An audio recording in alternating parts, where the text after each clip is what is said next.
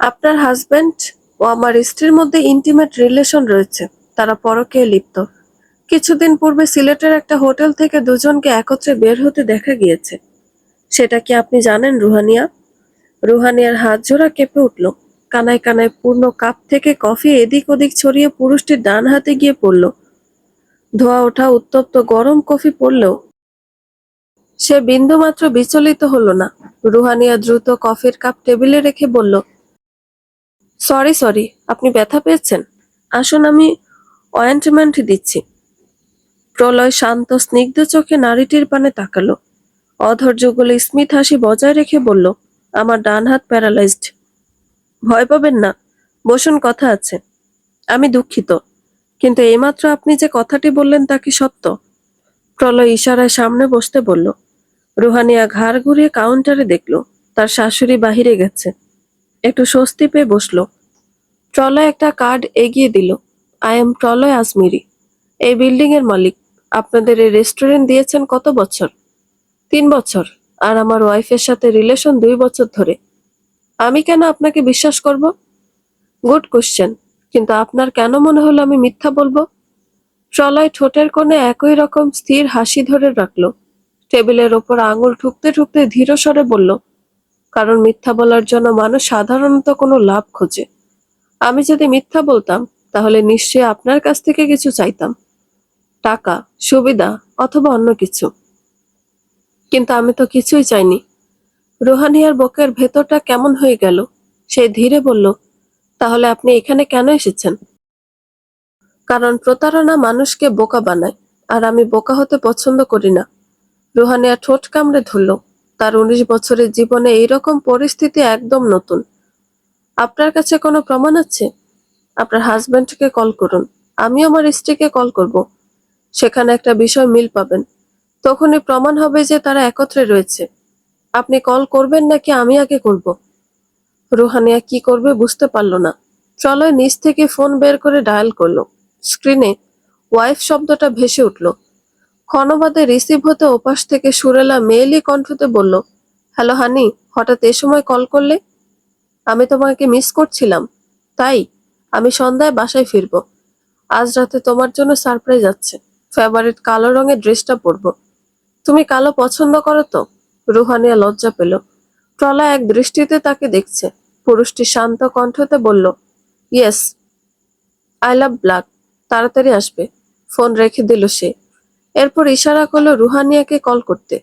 কম্পমান হাতে সে ফোন দিল। রিসিভ হতে ওপাশ থেকে কর্কশ গলায় বলল, কি হয়েছে, সমস্যা কি তোমার? আমি আপনাকে মিস করছিলাম। ফালতু। ফোনটা কেটে দিল। রুহানিয়া শির দ্বারা বেয়ে শীতল স্রোত বয়ে গেল। প্রলয় শুধালো, কি মিল ছিল বলুন? দুজনকে কল করার পর সেখানে আশেপাশে একই গান শোনা যাচ্ছে। ইয়েস, তারা এখন একসাথে আছে। তবু যদি বিশ্বাস না হয় তাহলে আমি কাল গাড়ি পাঠাবো। নিজে চোখে দেখে নিবেন। রুহানিয়া কথা বলতে পারল না। ঠোঁট কামড়ে বসে রইল। প্রলয় উঠে দাঁড়ালো। টেবিলে 1000 টাকার নোট রেখে বলল, কফির বিল। আপনি যা বলছেন আসলেও সত্য? মিথ্যা বলার অবকাশ নেই। বাই দা ওয়ে, আপনার স্কার্ফটা সুন্দর। প্রশংসা শুনে কিছু বলল না রুহানিয়া। সত্য বলতে সে এই পরিস্থিতিতে নেই যে নিজের স্কার্ফের প্রশংসাতে ভেসে যাবে।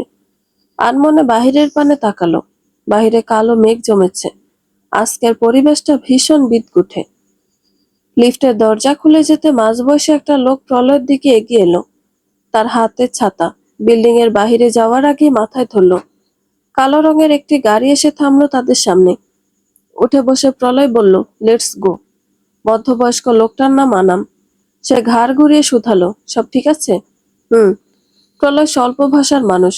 আনমনে গাড়ির বাহিরে তাকিয়ে রইল। বৃষ্টি ভেজা রাস্তা অতিক্রম করে বড় একটা বাড়ির ভেতরে থামলো। বের হতে তার গায়ে শুভ্র বৃষ্টি কণা পড়তে লাগলো। সদর দরজা দিয়ে ভেতরে প্রবেশ করতে সর্বপ্রথম সোফাতে শুয়ে থাকা কুসকুসে কালো বিড়ালটার উপর দৃষ্টি পড়ল। প্রলয় তার পাশে বসে লোমশ শরীরে হাত বুলিয়ে দিল। টিয়া রঙের টেনিস বলটা তুলে সামনের দেওয়ালে ছুড়ল। সঙ্গে সঙ্গে তা বাউন্স করে ফিরে এলে ডান হাত দ্বারা ক্যাচ করল। এতক্ষণ নাটকীয় ভঙ্গিতে নিজের হাতটা স্থির রাখার দরুন কনুইতে টান অনুভব করল। সঙ্গে শুভ্র ত্বকে লাল ছোপ ছোপ দাগ। সেদিক পানে তাকিয়ে থেকে হেসে প্রলয় বলল, হাই হানি। পাশে থাকা যান্ত্রিক রোবটটি মেয়েলি সুরে বলল, হ্যালো হাজব্যান্ড, তুমি এসেছো? আজ দিন কেমন গেল? অনেক ভালো হানি। আনাম সে সময় ভেতরে একটা ছেলেকে নিয়ে ঢুকলো। হাতে তার ফার্স্ট এড বক্স। প্রলয়, হাত বাড়াও, পড়ে গেছে অনেকটা। It's okay uncle.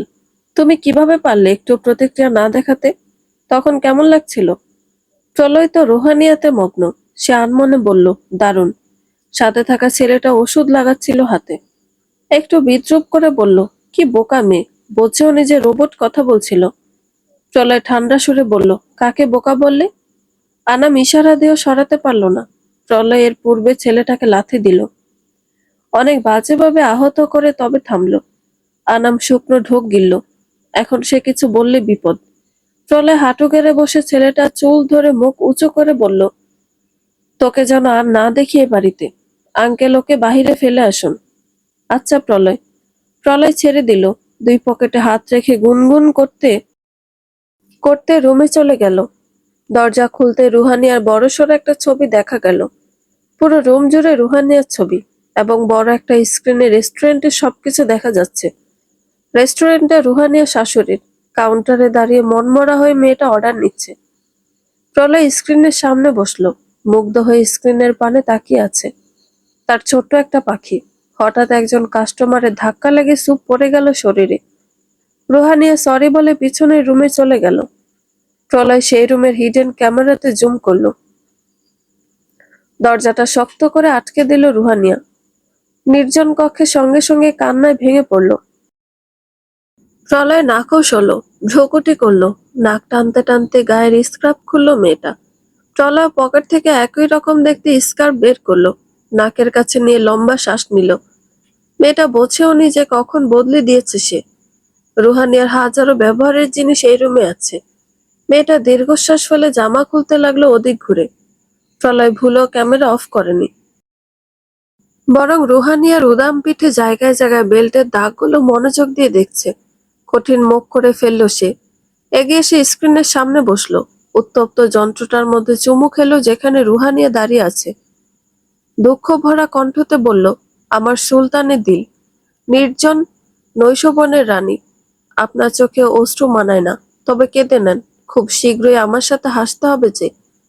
আনন্দ ভরে সেদিন দেখবেন বাস্টার্ডগুলোর কান্না, শুধু সময়ের অপেক্ষা। প্রলয়ের আগমন আপনার জীবনে হয়ে গেছে।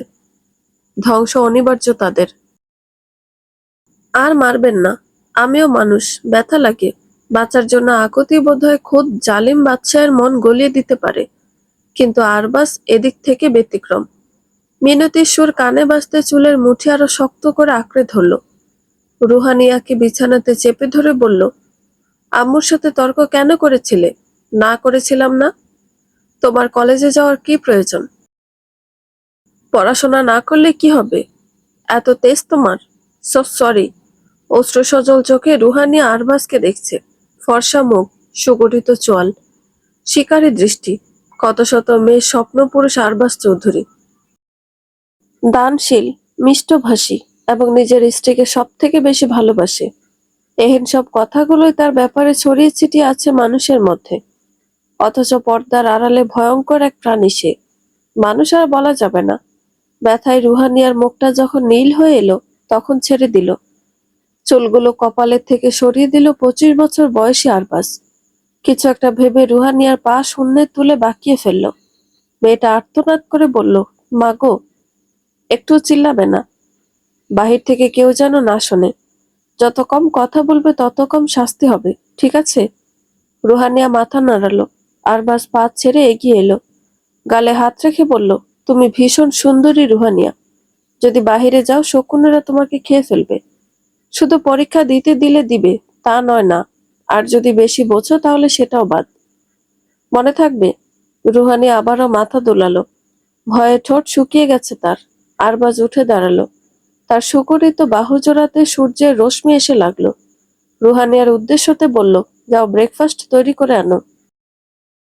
অ্যাস্থেটিক ভাবে সাজাবে, ছবিতে যেন ভালো আসে। কি হলো, যাও। কাঁপতে কাঁপতে মেয়েটা উঠে দাঁড়ালো। শরীর এখনো স্বাভাবিক অবস্থাতে ফিরে আসেনি। ওই অবস্থাতেই চলে গেল কিচেনে। নির্ধারিত 30 মিনিটের মাথায় চমৎকার ইংলিশ ব্রেকফাস্ট তৈরি করে আনলো। যেখানে সব থেকে সুন্দর সূর্যের আলো আসছে সেখানে রাখলো। ক্লিক করে বেশ কয়েকটা ছবি তুলে সোশ্যাল মিডিয়াতে পোস্ট করলো আরবাজ। ক্যাপশনে লিখলো, my wife knows exactly how to make my morning perfect. মুহূর্তে লাইক, কমেন্ট ও লাভ রিয়াক্টের বন্যা বয়ে গেল পোস্টে। রুহানিয়া পাশে দাঁড়িয়ে সবটাই দেখলো। কিঞ্চিত নড়াচড়া করার অনুমতিও তার নেই। আরবাজ ডিভানে বসে ফ্রেঞ্চ টোস্টে কামড় দিল আয়েশ করে। মেয়েটা নিজের পেটের ক্ষুধা অনুভব করলো। ফিসফিস করে বলল, আমি রাতে খাইনি, অনেক সকাল হয়ে গেছে।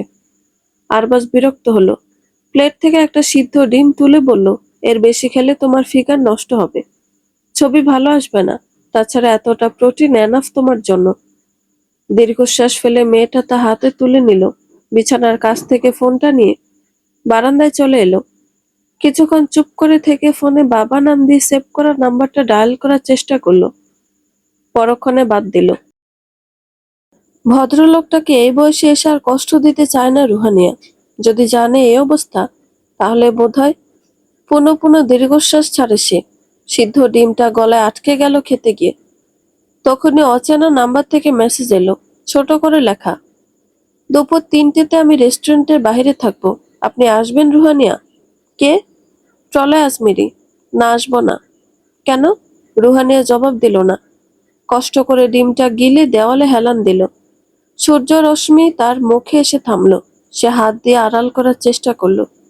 হঠাৎ তার মনে হলো, একটা ভালো কাজ করেছিল সে জীবনে, সেটার প্রতিদান এত ভয়ঙ্কর কেন পেল? সকালের মিষ্টি রোদ বিকেলে আস্তে আস্তে ঘন কালো মেঘ আর তীব্র বাতাসে রূপান্তরিত হয়ে গেল। রেস্টুরেন্টটা আজকেও একদম খালি। ইশরাফরা সব দ্বিতীয় আউটলেটে গিয়েছে। সেখানে আজ বড় করে অনুষ্ঠান হবে। সবকিছু বন্ধ করে বের হওয়ার জন্য মেয়েটা ফিরে এসেছে। রুহানিয়া ভেজা শরীরে ভেতরে ঢুকলো। অন্ধকার পরিবেশে কাউকে বসে থাকতে দেখে চমকে উঠল। কম্পমান কণ্ঠতে বলল, কে? মেয়েটার সামনে ভূতের মতন একটা মধ্যবয়স্ক লোক এসে দাঁড়ালো। আভিজাত্যপূর্ণ চেহারা তার। সে ধরে নিল কোনো সরকারি কর্মকর্তা, ঠিক তার বাবার মতন। দুঃখিত, আজ রেস্টুরেন্ট বন্ধ। প্রলয় তোমার জন্য অপেক্ষা করছে। প্রলয়কে যথাসম্ভব এড়িয়ে যাওয়ার চেষ্টাতে ছিল রুহানিয়া। মুখোমুখি হওয়ার সাহস তেমন একটা নেই, কিন্তু উঠোনে আসা মেহমানকে কি এভাবে তাড়িয়ে দেওয়া যায়? ছাতাটা ঝাঁকুনি দিয়ে পানি ফেলে তা একপাশে রাখলো। মৃদু পা ফেলে এগিয়ে গিয়ে গলা পরিষ্কার করে বলল, আপনি এখানে কেন? প্রলয় প্রশ্নের বিনিময়ে হাসল। আজও ইশারায় বসতে বলল। রুহানিয়া দ্বিধা নিয়ে চেয়ারে বসল। শুকনো গলায় বলল, আমার প্রমাণ পাওয়ার দরকার নেই কোনো। কেন? কারণ প্রমাণ হলেও কিছু করার নেই। দিন শেষে আমার আরবাজের সাথেই থাকতে হবে। রুহানিয়ার গলায় চরম হতাশা, যেন আরবাজ তার শরীরে ভারী মোটা কোনো শেকল পরিয়েছে, যা খোলার সামর্থ্য মেয়েটার নেই। পুরুষটি বিচলিত হলো না, বরং শান্ত সুরে আওড়ালো, ডিভোর্স আপনি দিতে পারবেন না? না, কারণ জিজ্ঞেস করবেন না। তবে আমি যে আপনার মতো নই রুহানিয়া, নিজের স্ত্রীকে ভাগ করে নিতে পারবো না। কাল এসে সে যদি আমাকে জানায় সে মা হতে চলেছে, তবে তখন আমি কি করব? নিজের সন্তান কিনা সেই নিশ্চয়তা কোথায় পাবো? এটা তো আমার সামনে অন্যায়। প্রলয় করুণ কণ্ঠ অন্ধকার ঘরে গুঞ্জিত হলো। আনাম চোরা চোখে ছেলেটাকে দেখে অন্যদিকে মুখ ঘুরালো। যদি হেসে ফেলে তাহলে নিশ্চিত খবর আছে। রুহানিয়ার মায়া হলো তার জন্য। নিজের জীবনে দেখা সব থেকে সুন্দর পুরুষটা হলো আরবাজ। তাকে ছাড়িয়েও সুন্দর হচ্ছে প্রলয়। সব থেকে সুন্দর হলো তার ডান চোখের নিচে কালো তিলটা, পূর্ণিমার চাঁদের ছোট্ট কলঙ্ক। রুহানিয়া মাথায় এপাশ ওপাশ দুলালো। আস্তে করে বলল, নিজের স্ত্রীর সাথে কথা বলুন। সম্ভব না, তাকে আমি পাগলের মতন ভালোবাসি, সেই কিশোর বয়স থেকে। সে যদি আমাকে ছেড়ে চলে যায়, আমি বাঁচব না। আমার ভাবতেই কেমন যেন লাগছে। রুহানিয়া। রুহানিয়ার হাতটা শক্ত করে ধরল প্রলয়। জোরে জোরে শ্বাস নিচ্ছে। মেয়েটা জানে এটাকে প্যানিক অ্যাটাক বলে। ইস, এত ভালোবাসা কিভাবে কোনো নারী পায়ে ঠেলে দিতে পারে? প্রলয় বাম হাত দিয়ে মুখ ঢাকলো। ক্ষণবাদে শান্ত হলে রুহানিয়া ঠান্ডা পানি আনতে চলে গেল। মেয়েটা খুঁড়িয়ে খুঁড়িয়ে হাঁটছে। আঙুলের ফাঁক দিয়ে তা মুহূর্তে অনুধাবন হলো প্রলয়ের। রুহানিয়া ফিরে আসতে তাকে চেয়ারে বসালো প্রলয়। পা উঁচু করে শিও হাঁটুতে রাখলো। কি করছেন? কাদা ভর্তি আমার পা। পকেট থেকে শুভ্র রুমাল বের করে প্রলয় মেয়েটার পা মুছে দিল। শুভ্র ত্বকটা যে ফুলে কালশিটে হয়ে আছে তার নজর এড়ালো না। সে ভীত হওয়া মেয়েটাকে হেসে বলল, ফ্লো নষ্ট হচ্ছিল। এই বলে রুমালটা ঠিক হৃৎপিণ্ড বরাবর পকেটে রাখলো। রুহানিয়া পা সরিয়ে বলল, আমি আপনার স্ত্রীকে বোঝাবো, কিন্তু এর আগে শিওর হওয়া প্রয়োজন। আমাকে ভালো প্রমাণ দিতে হবে। অবশ্যই দিব। প্রচন্ড শব্দতে মেঘ ডেকে উঠল। মুষলধারে বৃষ্টি হচ্ছে। রুহানিয়া বলল, আমার চলে যেতে হবে এখন। 1 মিনিট। রুহানিয়া ব্যাগ থেকে 600 টাকা বের করে এগিয়ে দিল। প্রলয় হাত জোড়া গভীরভাবে দেখছে। এত ছোট আর নাজুক হাত, সে যদি ধরে ভেঙে যাবে না তো? প্রলয় নিঃশ্বাস ফেলে বলল, এটা কেন? কালকে আপনার বিল 400 টাকা ছিল। পুরুষটি হেসে উঠল, কিঞ্চিৎ ঝুঁকে বলল, আপনার কেন মনে হলো এটা আমাদের শেষ দেখা? রেখে দেন। আপনার হাতে 1000 বার কফি খাওয়া বাকি এখনো। রুহানিয়া। পুরুষটির ফিসফিসানি নাকি বৃষ্টির শীতল হাওয়া, কোনটার কারণে রুহানিয়া কেঁপে উঠল জানে না। প্রলয় শক্তিশালী কদম ফেলে চলে গেল। রুহানিয়ার মন খারাপ ফিরে এলো। এক মন বলল, এহেন কঠিন ভালোবাসা যদি সে পেত, যেমনটা প্রলয়ের স্ত্রী পাচ্ছে। তবে সব চাও পূরণ হয় না। লিফটের দরজা খুলতে ভেতরে প্রবেশ করলো প্রলয় ও আনাম। পুরুষটি কিছু সময় থম মেরে বলল, আঙ্কেল, আমার হকি স্টিকটা বের করবেন বাড়িতে গিয়ে। বহুদিন প্র্যাকটিস করা হয় না। স্কিল নষ্ট হচ্ছে। আজকে টার্গেটকে এত কাছে পেয়ে মিস করা যাবে না। অটোগ্রাফ। আরবাজ ভূত দেখার মতন চমকে গেল। কয়েক কদম পিছিয়ে নিজেকে ধাতস্থ করে নিল। মনে মনে বিরক্ত হলেও মুখে হাসি ফুটিয়ে বলল, এভাবে বললে তো যে কেউ ভয় পাবে। বাই দ্য ওয়ে, তোমার এত উদ্ভট শ্বাস কেন? আজকে তো হেলিউন না। সামনে দাঁড়ানো মানুষটি আরবাজের হাইটের সমানই। বড়সড় হলেও কথা শুনে মনে হচ্ছে কিশোর। তবে মুখটা কালো বিড়ালের মাস্কে ঢাকা। পুরো শরীরটা সাদা কোটে আবৃত, হাতে গ্লাভস। চেহারা চেনার উপায় নেই। নির্জন পার্কিং লটে যদিও একটু ভয় হলো। আরবাজ দ্রুত অটোগ্রাফ দিয়ে নিজের গাড়ির দিকে এগিয়ে যেতে লাগলো। কিন্তু আবার আগন্তুক তার সামনে দাঁড়ালো। সমস্যা কি তোমার? ফটোগ্রাফ। জলদি করো, রাত হচ্ছে। আমার বউ রুমে একা থাকতে ভয় পায়। আরবাজের মনে হলো হঠাৎ পুরো বাতাবরণ শীতল হয়ে উঠল। কেঁপে উঠল শরীর। পাত্তা না দিয়ে সে যখন ছবি তুলতে যাবে, ঠিক তখন হকি স্টিক দিয়ে মানুষটা তাকে আঘাত করলো। মাটিতে পড়ে গেলে পায়ের গোড়ালি বরাবর হকি স্টিক স্পর্শ করতে রক্ত ঝরতে লাগলো। এই, এমন করো না। তুমি কে? থামো থামো। নিজের সমস্ত রাগ পায়ে মিটিয়ে আগন্তুক এবার মুখোমুখি হলো আরবাজের। ছেলেটার চোখে মুখে আতঙ্ক। কে এই বিড়ালের মাস্কের পিছনে? কিন্তু যখন আরবাজের মুখে আঘাত করতে যাবে, ঠিক তখন পার্কিং লটের লাইট বন্ধ হয়ে গেল। আরবাজ শুকনো ঢোক গিলল। প্রায় 6-7 মিনিট কোনো সাড়া শব্দ না পেয়ে পিছাতে লাগলো। ঠিক তখন একটা গাড়ির হেডলাইট জ্বলে উঠল। সঙ্গে বিকট আওয়াজে হর্ন। আরবাজ ধরে নিয়েছিল সময় শেষ তার। গাড়িটা ঠিক তার সামনে থামলো। দরজা খুলে একজন পুরুষ বের হলো। হেই ম্যান, এটা ঘুমানোর জায়গা নয়, সরে দাঁড়াও। হেল্প, হেল্প, এইমাত্র আমার উপর হামলা হয়েছে। পুলিশে কল করুন। ওহ সরি, তুমি ঠিক আছো তো? দ্রুত পুরুষটি আরবাজকে ধরে উঠাতে লাগলো। সে এই মানুষটাকে চিনে। প্রলয় আজমেরি। তার মায়ের সাথে কয়েকবার লোকটার বাসাতেও গিয়েছিল। আরবাজ শোকরানা সুরে বলল, আপনি কাউকে বাইরে যেতে দেখেছেন? বিড়ালের মাস্ক পরা। যদি সঠিক সময় না আসতেন আজকে বোধহয় আমাকে শেষ করে দিত। প্রলয় হেসে বলল, ভয় নেই, আমি আছি তোমাকে সেভ করার জন্য। তুমি গাড়ি চালাতে পারবে না। ঠিকানা বলো, পৌঁছে দিচ্ছি। আমার মা আপনাকে চিনে। কে জানো? শাহানা চৌধুরী। ওহ রাইট, তাহলে তোমার প্রতি এখন আমার দায়বদ্ধতা আছে। আনাম আঙ্কেল হসপিটালে চলুন, ওর চিকিৎসা প্রয়োজন। এরপর পুলিশ স্টেশনে যেতে হবে। প্রলয় আরবাজকে ধরে গাড়িতে বসালো। আরবাজ অনর্গল কথা বলেই যাচ্ছে। সে এটাও জানাচ্ছে একবার খুঁজে পেলে মানুষটাকে খুব পিটাবে। পাশে বসা প্রলয় ঠোঁটে হাসি ফুটিয়ে সব শুনছে। আরবাজ একবারও খেয়াল করেনি আগন্তুকের গা থেকে আগত সুগন্ধ ও প্রলয়ের গা থেকে আসা গোলাপের সুগন্ধ একই রকম। জানালার বাহিরে বাতাসের শো শো শব্দ শোনা যাচ্ছে।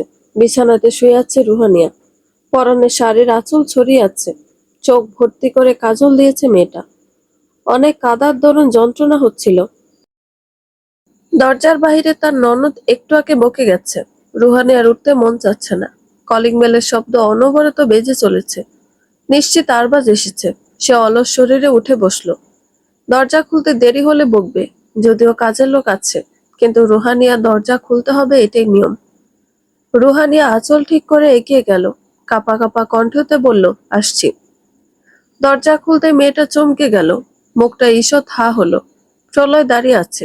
লোকটার মুখে চিরচেনা হাসি। সে যখন কিছু বলতে যাবে এর আগে আরবাজ চিল্লিয়ে বলল, এভাবে দাঁড়িয়ে আছো কেন?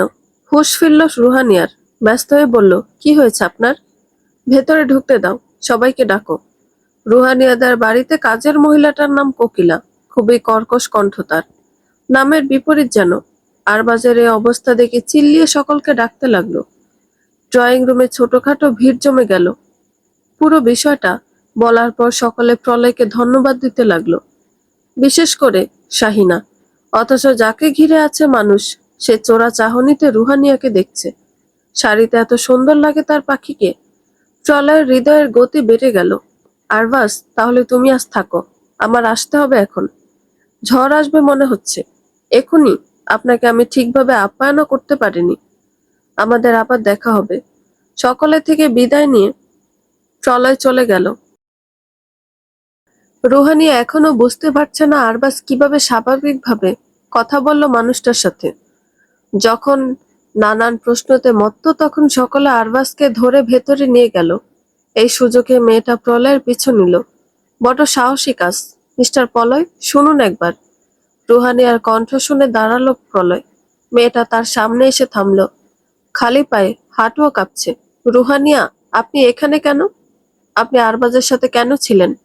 সে কিভাবে স্বাভাবিকভাবে কথা বলল? কারণ সে জানে না তার সুগার মাম্মার হাজবেন্ড আমি। আসলেও? ইয়েস। ওহ আচ্ছা, ঠিক আছে, আসুন।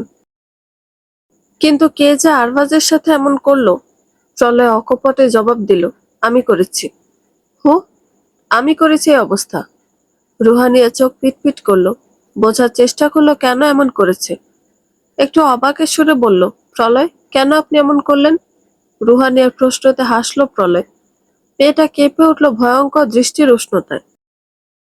ঝড় উঠে আসছে। আজকে বোধহয় সমস্ত কিছু তছনছ হয়ে যাবে। প্রলয় এগিয়ে এলো। প্রচন্ড বাতাসে গায়ে থাকা ব্লেজারটা আনমনে উঠছে। রুহানিয়ার ঠিক মুখোমুখি দাঁড়িয়ে মেয়েটার চোখের পানে তাকিয়ে বলল, গালিব বলেছিল, কে হে ময়খানে কা দরজা গালিব, কে হে শরাব কা জায়কা, এ তো হে আঁখোं में तेरी जो सब कुछ भुला दे। যা শুনে প্রলয় গালিবের বিরুদ্ধে ঘোষণা করল, ওহে গালিব, তোমার কি মনে হয় শরীরের জায়কা সব থেকে তীব্র? তাহলে প্রলয়ের সুলতানের দিল, এই দৃষ্টি খোয়াব দেখো। শরাবের জায়কাও ফিকা লাগবে। রুহানিয়ার রুহু যেন কেঁপে উঠল। ঝড় আসছে সবকিছু ধ্বংস করে দেওয়ার জন্য। দৃষ্টির সঙ্গে দৃষ্টি মিললে হৃদয়ে মহাপ্রলয় তো আসা অনিবার্য। প্রলয় এগিয়ে এসে রুহানিয়ার গালে হাত রাখল। ধুলো উঠছে, সঙ্গে বিন্দু বিন্দু জল আকাশ থেকে নেমে তাদের ভিজিয়ে দিচ্ছে। আমার সুলতানের দিলের অশ্রুর কারণ হলে তাকে কিভাবে ছেড়ে দিই? অধর যুগল চেপে ধরল রুহানিয়া। সে জানে প্রলয় তার স্ত্রীর কথা বলছে, তবুও কেন ভয় হচ্ছে তার? পালাতে মন চাচ্ছে। সে কি পালিয়ে যাবে?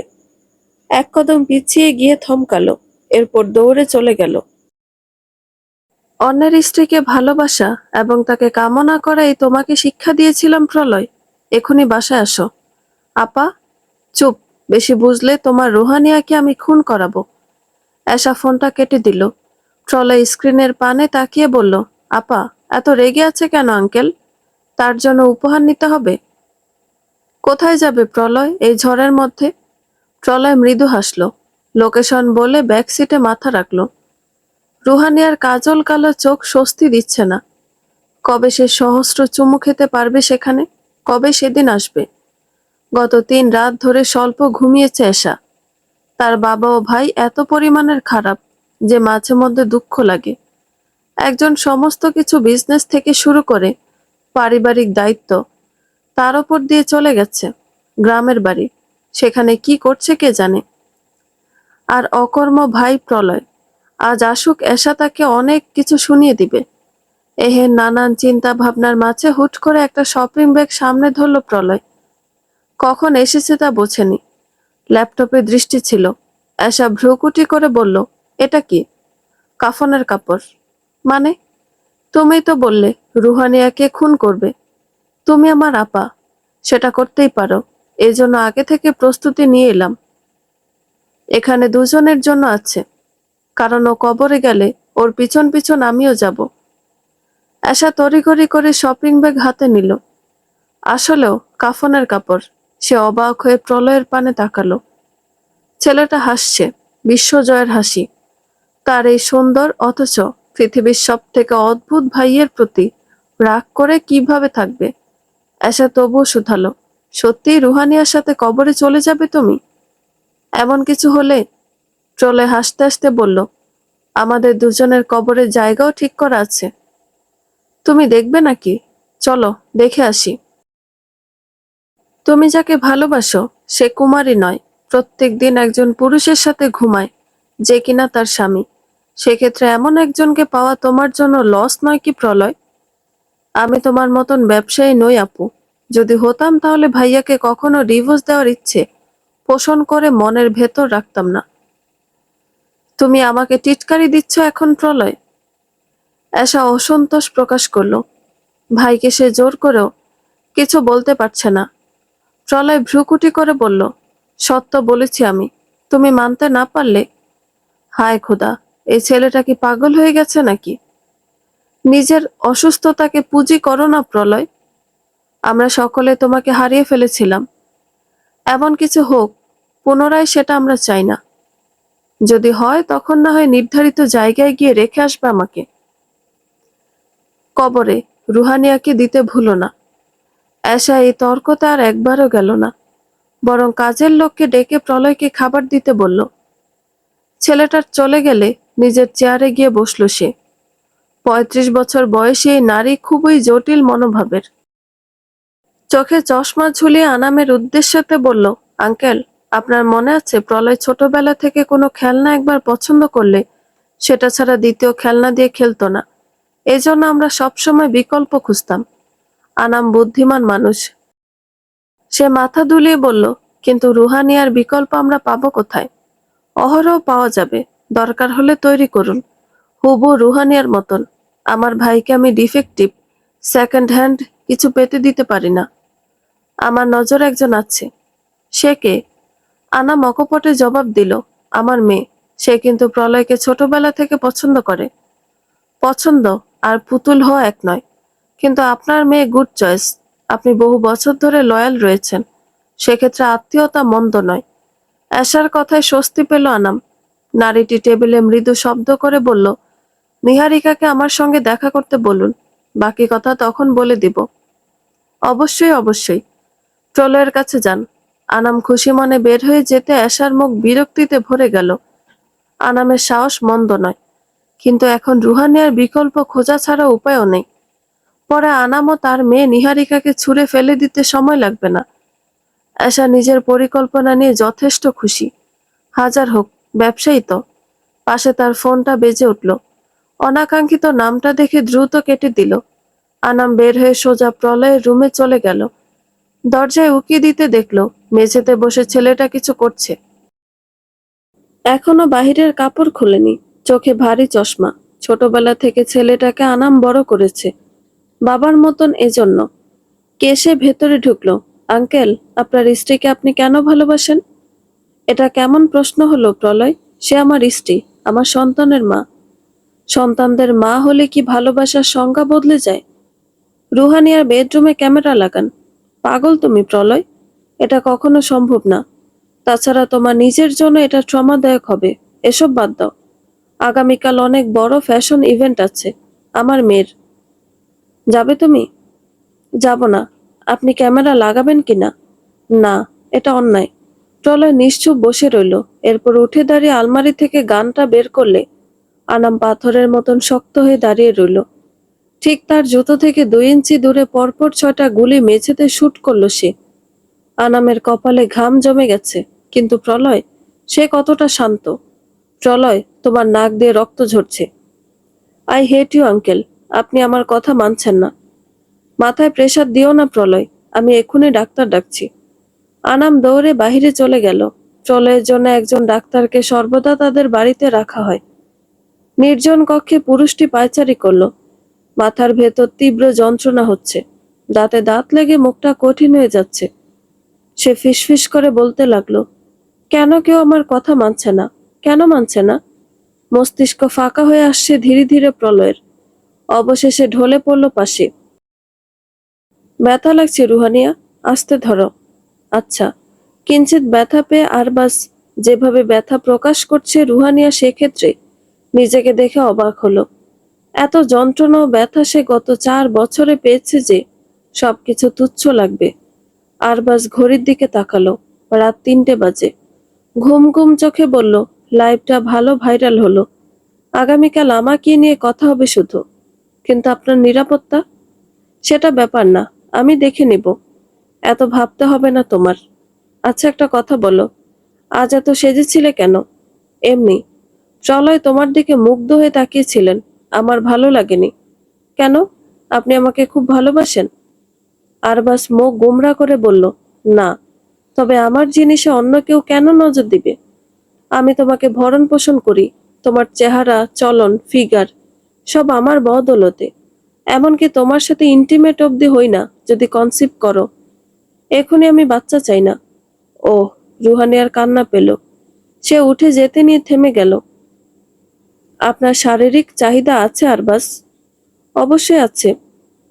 আমি না হলে অন্য কাউকে দিয়ে তা পূরণ করেন? আরবাজের রাগ হলো। শক্ত হাত দিয়ে গলা চেপে ধরল মেয়েটার। মুখোমুখি হয়ে বলল, এসব কথা তোমাকে কে শেখালো? যে শিখিয়েছে তার সাথে আর মিশবে না। সরাসরি বলুন, আপনি বাহিরের কারো সাথে? আরবাজের রাগ হলো। পাশে থাকা গ্লাসটা উঠিয়ে রুহানিয়ার মুখে মারতে গিয়ে থেমে গেল। সে চেহারা নষ্ট করবে না। পিঠ আমার দিকে করে ঘুরো। কেন? আমি শুধু প্রশ্ন করেছি। আরবাজ চিল্লিয়ে উঠতে রুহানিয়া ঘুরে বসল। মুহূর্তে পিঠের আঘাতগুলো পেল। চোখ বন্ধ থাকা অবস্থায় মেয়েটার হঠাৎ মনে হলো, এই জীবন থেকে পালিয়ে গেলে কি মন্দ হবে? তুমি কি আমার বোনের রক্ষিতা নাকি? না। এবং সরিও বলে নিচ্ছি প্রলয়, আমি ছেলে মানুষ। আমার দিকে এভাবে তাকিয়ে থাকলে প্রেম হবে না। অরণ্য, ফালতু কথা বন্ধ করো। আমাকে বের হতে দিবি কিনা বলো। না, তোমার বোনের মানা।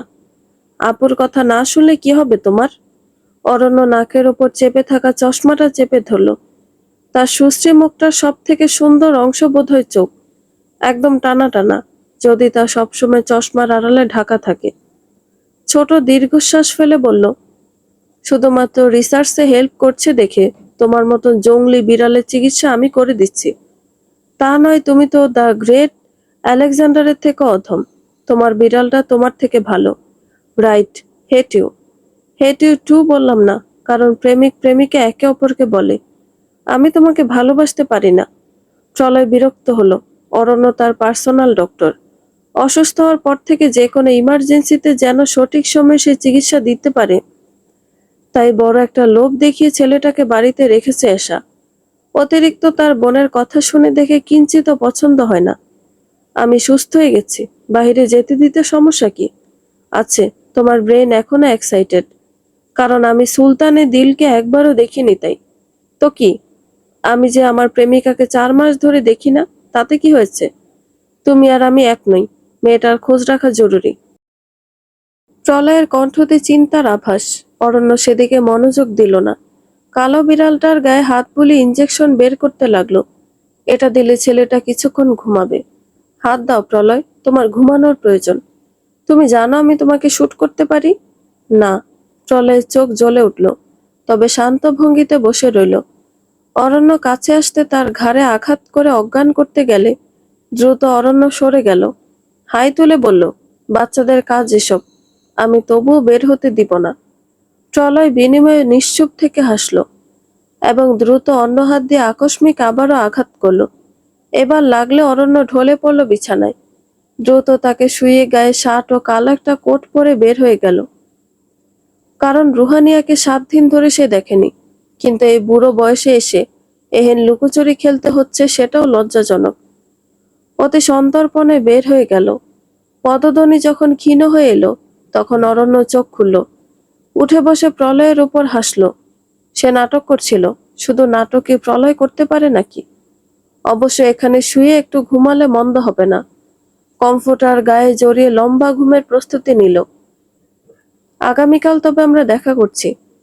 আরবাজ তোমার সাথে কাজ করার অপেক্ষাতে রয়েছে।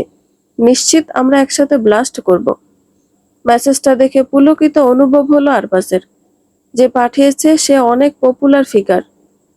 একসাথে কাজ করলে সেটা দুজনের জন্যই অনেক ভালো। আনন্দে গুনগুন করে গাইতে লাগলো। এদিকে রুহানিয়া রেডি হচ্ছে, তার রেস্টুরেন্টে যেতে হবে। গায়ের আঘাতগুলো ভালো মতন ঢেকে নিচ্ছে। আরবাজ তাকে পিছন থেকে জড়িয়ে ধরল। ভয় পেল মেয়েটা। নিচু স্বরে বলল, কি হয়েছে? কেন, কিছু না হলে কি তোমাকে ধরা যাবে না? না, এমন নয়, আপনাকে খুশি লাগছে। ও, সেটা তোমার জানতে হবে না। আর কাজল কেন লাগাচ্ছ? না করেছি না। রুহানের হাতটা থেমে গেল। সে মাথা নাড়িয়ে ওড়না দিয়ে পুরো মাথাটা ঢেকে নিল।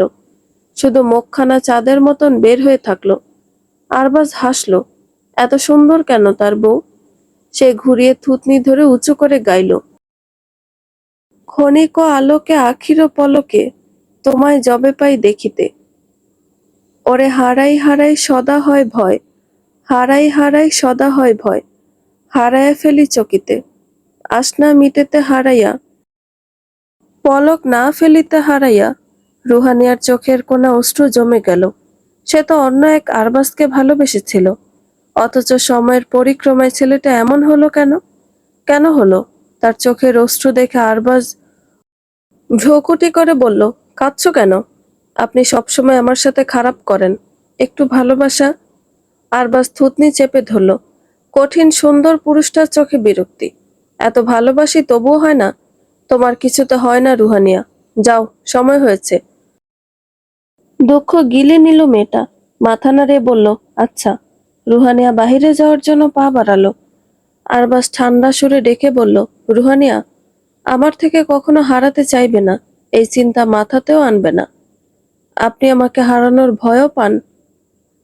প্রশ্নটির জবাব শোনার অপেক্ষা মেয়েটা আর করেনি, বরং ছোট কদমে বের হয়ে গেল। তাকে নিয়ে আসার জন্য একটা গাড়ি রয়েছে। বিল্ডিং এর বাহিরে আসতে সেটি এসে মেয়েটার সামনে থামলো। পথিমধ্যে নানান জিনিস চিন্তা করে সে। এর মধ্যে একটা কথা, সেই রহস্যময় প্রলয় নামক মানুষটার কথা। গত 7 দিনে যাকে একবারও দেখেনি। হঠাৎ ঝড়ের মতন এসে ঝড় কমলে উবে গেল নাকি? নানান চিন্তার মাঝে গাড়িটা এসে থামলো। রুহানিয়া বের হয়ে লিফটে চেপে উপরে চলে এলো। স্টাফরা এসে গেছে। সেখানকার একজন মেয়ে জানালো, ম্যাম, গতকাল রুফটপের পার্টির পর থেকে আমাদের এক সেট গ্লাস পাচ্ছি না। ছাদে দেখেছিলে? না। ওকে, তোমরা গুছিয়ে নাও, আমি সব দেখে চেক করে আসছি। গায়ের ওড়নাটা ভালোভাবে জড়িয়ে নিল রুহানিয়া। তাদের এই বিল্ডিংটা অনেক বড়, প্রায় 15 তলা। লিফট ছাড়া যাওয়ার উপায় নেই। মিনিট খানেকের মাথায় ছাদে এসে পৌঁছালো। তবে রেলিং এর উপর পুরুষ অবয়ব দেখে চমকে গেল। কারো আগমনের আওয়াজে সে পিছন ফিরে তাকালো। সূর্যের রোশনি ও আত্মভোলা চেহারায় প্রলয় নামক পুরুষটিকে কি খোদ সূর্য বলা যাবে? ঘাড় খানিকটা হেলে থাকায় তার অ্যাডামস আপেল দৃশ্যমান হলো। ঠোঁটে বিশ্বজয়ের হাসি। রুহানিয়া, কেমন আছেন? আপনাকে এখানে দেখব ভাবিনি। প্রশ্নটা আমার করা উচিত, কিন্তু বিল্ডিংটা তো আমার। লজিক ঠিক আছে। আপনার স্ত্রীর খবর কি? প্রমাণের কি হলো? আরবাজ হাসল, হেয়ালি করে বলল, এই আকাশ, বাতাস, মাটি এবং এই প্রলয় সবই তো প্রমাণ। আপনি নেমে আসুন, এক হাতে ধরে রাখতে পারবেন না। ভয় নেই, আপনি ধরে নিবেন। কি, নিবেন না? আপনি আগে পড়ে যেতে নেন, তখন দেখা যাবে। রুহানি আশেপাশে গ্লাস খুঁজতে লাগলো, তবে হঠাৎ খেয়াল করলো রেলিং এর ওপর দাঁড়িয়ে গেছে প্রলয়। পিছনে বিস্তীর্ণ আকাশ। রুহানিয়া চিৎকার করে বলল, প্রলয়, নেমে আসুন, এরকম করবেন না। আমার ঠিক সন্দেহ হয়েছিল আপনি এখানে নিজেকে শেষ করতে এসেছেন। রুহানিয়ার নিষ্পাপ চিন্তা ভাবনায় প্রলয়ের ভেতর শয়তানটা জেগে উঠল। সে মুখে দুঃখী বা ফুটিয়ে বলল, রুহানিয়া, আমার চলে যাওয়া উচিত। উনি আমাকে ভালোবাসেন না। একদম না। আসুন, হাত দেন আমাকে। আসলেও দিব? আমাকে সামলে নিবেন আপনি? হ্যাঁ, দেন। রুহানিয়া কথার গভীরতা না বুঝে হাত বাড়িয়ে দিল।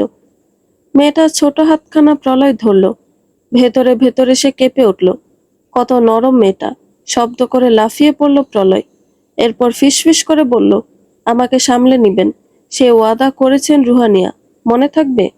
হ্যাঁ। প্রলয় হাসল, তবে পরক্ষণে আড়ালে থাকা চোখগুলোর পানে প্রচন্ড ক্ষুব্ধ হয়ে তাকালো। মুহূর্তে লুকিয়ে থাকা মানুষটা ভয় পেল। কিছু না ভেবে দৌড়ে চলে গেল। যেতে যেতে মেয়েটা নিজের ফোনের পানে তাকালো। সেভ করা ছবিটা যথেষ্ট তার জন্যে। আরবাজ কেন আপনার সাথে ইন্টিমেট হওয়া কমিয়ে দিয়েছে, তা কি কখনো ভেবে দেখেছেন রুহানিয়া? কারণ তার শরীরে আমার স্ত্রীর দেওয়া অগণিত আঁচড় ও কামড়ের দাগ রয়েছে। রুহানিয়া ঠোঁট কামড়ে শুধালো, তা আপনি কিভাবে জানলেন? আমি স্ত্রী হয়েও জানি না। Because my wife enjoys biting and scratching during intimacy. আপনি চাইলে শার্ট খুলে দেখাতে পারি। ওয়েট। থামুন থামুন, লাগবে না। রুহানিয়া চট করে মনে পড়ে গেল কয়েকদিন ধরে আরবাজ তার সামনে খালি গায়ে থাকে না একটু। আসলেও কি সত্য? প্রলয় মেয়েটার দ্বিধাযুক্ত মস্তিষ্কে কি চলছে তা ভালো মতন পড়তে পারল। হালকা কেশে কণ্ঠে দুঃখ ভাব ফুটিয়ে বলল, ওরা দুজন এত চালাক যে বাহিরে একসাথে কখনো থাকেনি। ছবি তোলা দুষ্কর, বিশেষ করে সর্বরী। সর্বরী? Yes, my wife. সত্যি আপনার স্ত্রীর নাম Sharbari? Do you know her? Hmm. এই নামের একজনকে আরবাজ লাল শাড়ি পাঠিয়েছিল। ওয়েট, আপনি কি আমাকে একটু হেল্প করবেন আমার ফোনটা বের করতে? এই পাশের ব্লেজারের মধ্যেতে। প্রলয় স্থির রাখা হাতটার দিকে ইশারা করলো। রুহানিয়া কিঞ্চিত দ্বিধা করলো, এরপর মাথা নাড়িয়ে ধনাত্মক সম্মতি দিল। এগিয়ে সে পুরুষটার ব্লেজারের ভেতর হাত রাখলো। এত উষ্ণ কেন প্রলয়ের শরীর? এক হাত দূরে থেকেও রুহানিয়ার গালে উষ্ণতা এসে লাগলো, সঙ্গে সুতীব্র গোলাপের সুবাস। প্রলয় কঠিন চাহনিতে তাকে দেখছে। আপনার জ্বর এসেছে প্রলয়? প্রলয় বাচ্চাদের মতন ঠোঁট উল্টালো, রাগত সুরে জানালো, আমার বাজে ডক্টরটা কি ইঞ্জেকশন দেয় এজন্য জ্বর চলে আসে। কিন্তু এত দূর থেকেও বুঝলেন কিভাবে? জানি না। এই নিন আপনার ফোন। এখন লক ছাড়ান। লকটা হচ্ছে মাই সুলতান। এরপর গ্যালারিতে ঢুকেন। রুহানিয়া প্রলয়ের কথা মতন গ্যালারিতে ঢুকলো। একটু স্ক্রল করতে আটকে গেল দৃষ্টি একটা ছবির মধ্যে, যেখানে প্রলয় বসে আছে তার একদম সন্নিকটে আরেকজন মেয়ে, যার পুরো পিঠটা উদাম ব্ল্যাকলেস ব্লাউজ পরার কারণে। টকটকে লাল শাড়িটা ফর্সা ত্বকটাকে টকটকে আপেলের মতন করে দিয়েছে। ঘুরে বসায় মুখটা দেখা যাচ্ছে না। এই শাড়িটাই তো আরবাজ কিনেছিল। ইয়েস। আমার ঘৃণা লাগছে কিভাবে এই শাড়ি পরে সর্বরী আমার কাছে এসেছিল। যাই হোক, আপনার আরো প্রমাণ লাগবে? ওহো, তাহলে এখন কি করবেন? আমার কাছে ভালো ডিভোর্স লয়ার আছে। আমি কেন দিব ডিভোর্স? আপনি নিজের স্ত্রীকে দেন। ডিভোর্স দিতে হবে না। কথা উঠলেই আরবাজ আপনাকে রাখার জন্য পাগল হয়ে যাবে। তবে আরো একটা সমাধান আছে। কি সেটা? চলেন, আমরা প্রেম করি। যা দেখে আপনার হাজবেন্ড ও আমার স্ত্রীও হিংসা করবে। রুহানিয়া নাক কুঁচকালো, রুক্ষ কণ্ঠতে বলল, কুকুর কামড়ালে কি কুকুরকে কামড়ে দিতে হয়, নাকি টিকা দিতে হয়? আরবাজকে তবে কুকুর বললেন? সর্বরীকেও বলেছি। প্রলয়ের অধর যুগল বিস্তৃত হলো। সর্বদা গাম্ভীর্য বজায় রাখা রুহানিয়া যে একজন 19 বছরের তরুণী, তা বোধহয় খোদ সে নিজেও ভুলে গেছে। স্বল্প তর্ক বিতর্ক বা বাকবিতণ্ডা যদি মনে করে দিতে পারে, তাহলে দোষ কি? বলুন, এতে সমস্যা নেই। আপনার স্ত্রী অনেক সুন্দর, কিন্তু আপনি তো তার চেহারা দেখেননি। যতটা দেখেছি তাই মনে হলো। এজন্যই বোধহয় আরবাজ। আপনি পৃথিবীর সেরা সুন্দরী রুহানিয়া। Trust me. ট্রলের কণ্ঠ যেন এই কথা ঘোষণা করে দিল। কিন্তু তা কি রুহানিয়া হৃদয় গলাতে পারল? সে তো মত্ত আরবাজে। নিজ স্বামী রেহেন কীর্তির কথা শুনেছে। সে পারছে না শুধু হাত পা ছড়িয়ে কাঁদতে। আমাদের এখন কি করা উচিত প্রলয়? আমি আমি বাচ্চাদের মতন কেঁদে দিল রুহানিয়া। প্রলয়ের মনে হলো এই রানীটাকে জড়িয়ে ধরে বুকে লুকিয়ে ফেলতে। কিন্তু এখনো সে অন্যের বউ। সবে তাকে জিতে নেওয়ার প্রথম কদমটা ফেলছে আজ। আচ্ছা, আমি একটা বুদ্ধি দিই আপনাকে, আপনি ভেবে নেন। আমিও এদিক থেকে ট্রাই করি, দুজনকে শেকলে বাঁধলে সমস্যা কি? তারপর না হয় মুখোমুখি হয়ে কথা বলবো। আরবাজ তো চায় না। আপনি সেজেগুজে সামনে যান, বিশ্বাস করুন, বরফও গলতে বাধ্য। কাঁদা না এভাবে, হিসকে উঠে যাবে। ট্রলের পকেট থেকে রুমাল বের করে রুহানিয়ার গাল ও নাক মুছে দিল। আরেকবার পকেট থেকে কিটক্যাট বের করে হাতে দিল। রুহানিয়া ক্রন্দনরত কণ্ঠতে বলল, আমি বাচ্চা নেই, আপনি বড়ও নন, আমার কাছে একটু বাচ্চা হওয়ার নাটক করেন, আপনারই ভালো লাগবে। সেদিন বিড়ালের মাস্ক পরা লোকটার আক্রমণের পর থেকে আরবাজ কখনো আর একা পার্কিং লটে যায় না। সর্বদা কেউ না কেউ থাকে, এমনকি একা কোথাও যায় না, কাউকে সাথে নিতে হয়। তবে আজ একা বের হতে হয়েছে, এবং আজই হুট করে তার গাড়িটা নষ্ট হয়েছে। উবার ডেকেছে সে, আসতে দেরি হচ্ছে দেখে বের হয়ে এলো গাড়ি থেকে। তার ড্রাইভার এসে এই অচল গাড়িটা নিয়ে যাবে। হাঁটতে হাঁটতে শাহবাগের দিকে চলে এলো। ফুলে ভরে থাকা এই জায়গাটা রুহানিয়ার অনেক পছন্দ। সে এগিয়ে অনেক বড় একটা গোলাপের তোড়া নিল রুহানিয়ার জন্য। মেয়েটা অবশ্যই খুশি হবে। ফোনটা বেজে উঠতে বুঝলো উবার চলে এসেছে। কালো গাড়ির কাছটা এসে বলল, আপনার কি আসার কথা ছিল? জি। আরবাজ ভেতরে ঢুকলো। বাসায় ফিরে জিমে যেতে হবে, শরীরটা কেমন করছে। ড্রাইভার গাড়ি চালিয়ে নিয়ে যেতে লাগলো। কিছু দূর যেতে ড্রাইভার লোকটা আরবাজের উদ্দেশ্যতে বলল, স্যার, অটোগ্রাফ। ঠিক যেন সেদিনকার সে আওয়াজ ও পরিবেশ। পুরুষটা ভয় পেল। সামনে দেখলো ড্রাইভারের পাশে কালো বিড়ালের মাস্ক রাখা। সে কিছু বলতে যাবে এর পূর্বে শুয়ের মতন কিছু একটা তার দিকে ছুড়ে দিল। তা ত্বকে লাগতে জ্ঞান হারালো আরবাজ। কতক্ষণ জ্ঞানহীন অবস্থায় আরবাজ ছিল জানে না, কিন্তু চোখ খুলতে নিজেকে আবিষ্কার করলো তার দাদির বাড়ির বাগানে। এখানে আর কেউ থাকে না। এই অন্ধকারে নিজেকে একা এ অবস্থায় ভয় পেল। তলপেটে প্রচুর ব্যথা করছে হঠাৎ। নিজের পকেটে হাত দিল, ফোনটা নিজ জায়গায় আছে। এমনকি পাশে রুহানিয়ার জন্য কেনা ফুলের তোড়াও রয়েছে। ফ্ল্যাশ লাইট অন করে প্যান্টটা নিচু করে আতঙ্কে চিৎকার করলো প্রায়। কারণ তলপেটের থেকে একটু নিচু বড় বড় অক্ষরে পার্মানেন্ট ট্যাটু করে লেখা, আই লাভ ইউ সর্বরী। ভাগ্য ভালো, পুরুষত্বটা বেঁচে আছে আমার। এত বড় শত্রুটা আসলে কে? পিটিয়েছিল তখনও এত খারাপ লাগেনি, এখন যতটা লাগছে। শান্ত হন মিস্টার আরবাজ। পুলিশ যথাসম্ভব চেষ্টা করে যাচ্ছে কালপ্রিটকে ধরার জন্য। কিভাবে শান্ত হব? আর সর্বরীটা আসলে কে? আমি সর্বরী বলতে একজন 80 বছরের বৃদ্ধা মহিলাকে চিনি, যার হুট করে লাল শাড়ি পরতে মন চেয়েছিল। এছাড়া আর কাউকে না। অফিসার লোকটি গাম্ভীর্যতার সহিত বলল, হতে পারে সে আপনার অ্যাডমায়ার। সম্প্রতি এমন কেউ কি আপনার সাথে দেখা করেছে? না। আপনি অতি দ্রুত খুঁজে বের করুন। এই ট্যাটুটা রিমুভ করতে কমপক্ষে এখন 6 মাস সময় লাগবে। তবে মেক শিওর যেন বাহিরে না যায়। অবশ্যই স্যার। অফিসারের সাথে কিছুক্ষণ কথাবার্তা বলে বের হয়ে এলো আরবাজ। ইদানিং সময় ভীষণ খারাপ যাচ্ছে। বাহিরে এসে মনটা খারাপ হয়ে গেল। ভীষণ বৃষ্টি নেমেছে। বাড়িতে যাওয়া প্রয়োজন আজ। 7 দিন ধরে নানান বাহানায় হোটেলে ছিল। কলিং বেল চাপতে তার মা শাহানা দরজা খুলে দিল। রুক্ষ সুরে শুধালো, কোথায় ছিলে তুমি? জানো আমরা সকালে কতটা টেনশনে ছিলাম। মা, এখন কথা বলতে চাচ্ছি না। রুহানিয়া কোথায়? রুমে, আটকে রেখেছি। কেন? রেস্টুরেন্টের টাকায় গোলমাল করেছে। নিজের বাবার সাথে কথা বলতে চেয়েছে। এসব মানা যায় না। তো কি, ওর টাকাই তো, খরচ করুক। এখন আমার এসব ভালো লাগছে না। শাহানা বিরক্ত হলো। কোথায় ভেবেছিল ছেলেটা ফিরে এসে রুহানিয়াকে সাহায্য করবে? তা না, দরদ দেখাচ্ছে। দরজা খুলে আরবাজ ভেতরে ঢুকলো। পুরো রুমটা ঈষৎ অন্ধকারে মোড়ানো। একপাশ থেকে হালকা নাক টানার শব্দ শোনা গেল। আরবাজ লাইট জ্বালালো, তবে ভুলেও রুহানিয়ার নিকট গেল না। মেয়েটা মুখ তুলে তাকাতে স্ফীত হয়ে থাকা গালের একপাশটা নজরে এলো। আরবাজের সহানুভূতি দেওয়ার ইচ্ছে নেই। ক্লান্ত হয়ে বিছানাতে শুয়ে পড়ল। কোথায় ছিলেন আপনি? ঠিক আছেন তো? রুহানিয়া পাশে বসে আরবাজের বুকে হাত রাখতে গেলে সরিয়ে দিল। যেখানে থাকি তাতে তোমার কি? আমি চিন্তাতে ছিলাম। নাটক।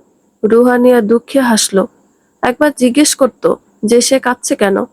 পেটের ভেতর কেমন যেন করে উঠল। তবু আরবাজের পাশে শুয়ে পড়ল। বাহুতে মাথা রেখে নাকটা বকে ঠেকালো। রুহানিয়া, হুম, সরে যাও, ভালোভাবে বলছি। আবার আপনার কাছে কিছু চাওয়ার আছে। কি? বকে থুতনি ঠেকিয়ে মেয়েটা বলল, বাচ্চা নেই চলেন। এহেন বেহুদা ও ফালতু কথা বলা কি খুব বেশি দরকার? আমাকে সেটা বলো তো। এটা ফালতু কেন হবে? আরবাজ পকেট থেকে একটা কার্ড বের করে ছুড়ে দিল রুহানিয়ার মুখের দিকে। যা কিনতে মন চায় কিনবে। আর শোনো, আমরা আলাদা ঘুমাবো এখন থেকে, কয়েকদিনের জন্য অন্তত। কিন্তু কেন? তোমাকে সেই কৈফিয়ত দিতে চাই না।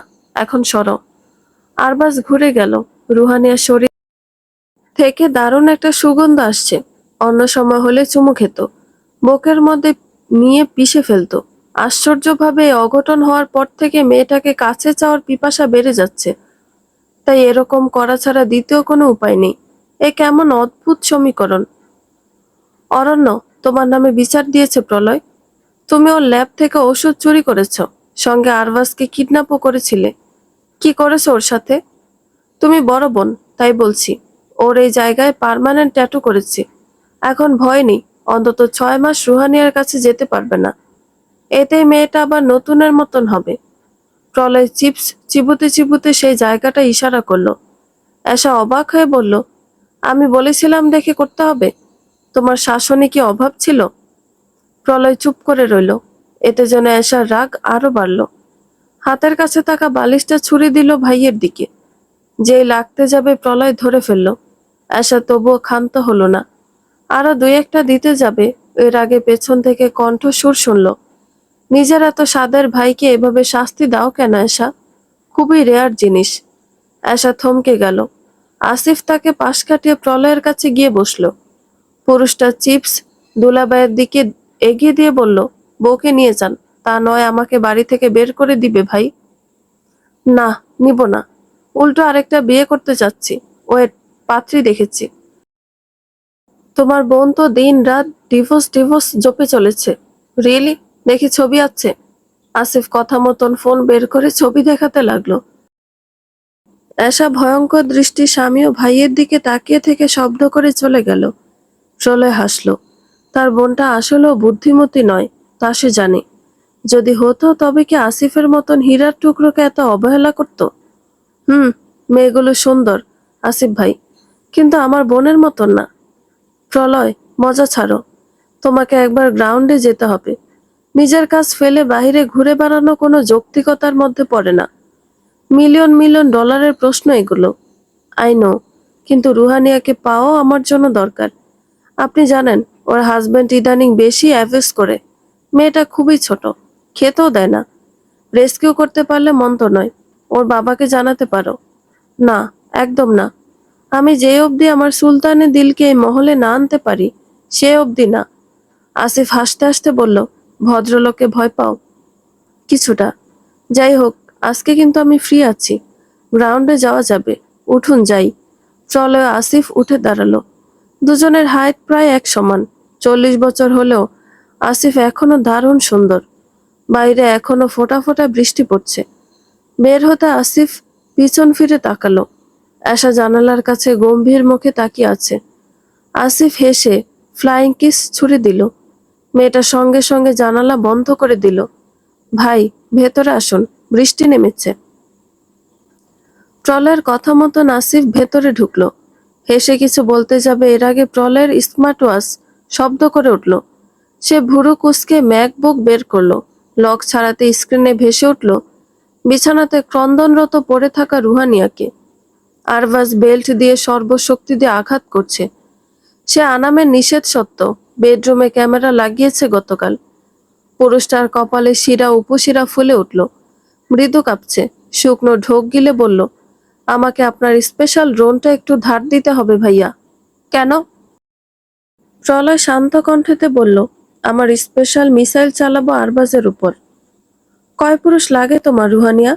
আমার ছেলেকে তো হাতের মুঠোয় ভরে নিয়েছ।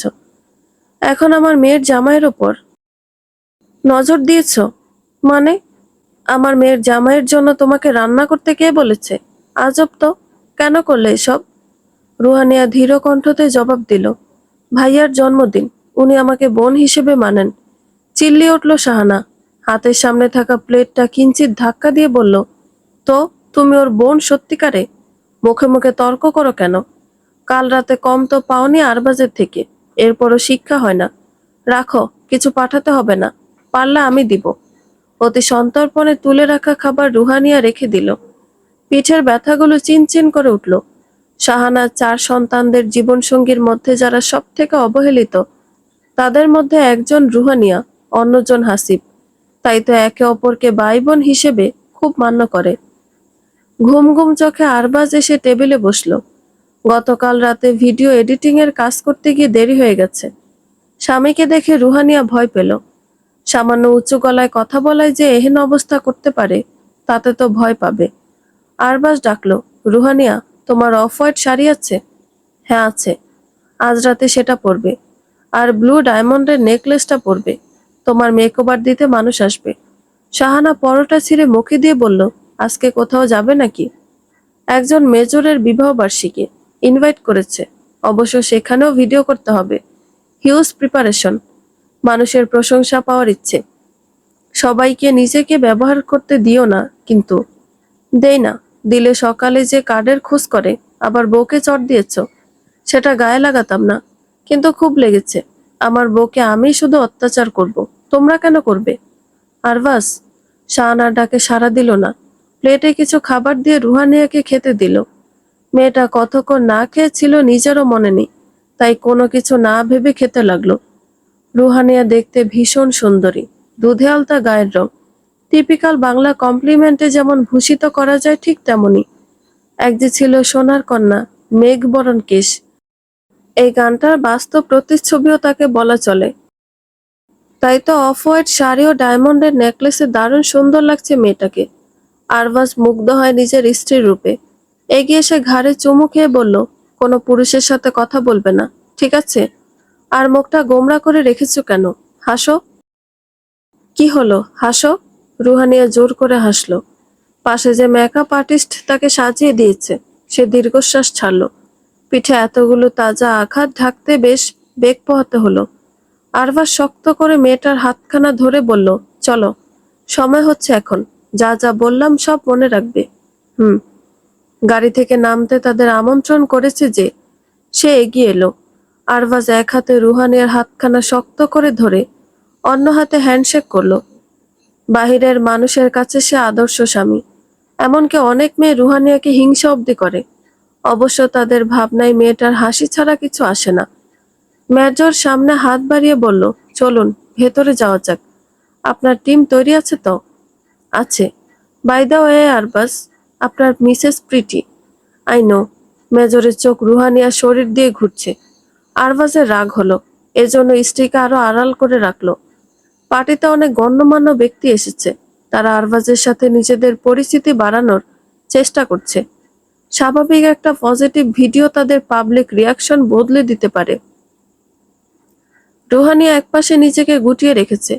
ঠিক এহেন সময় কানের নিকট ফিসফিস করে কেউ বলল, like moonlight resting on a silent stream, she lives between reality and dream.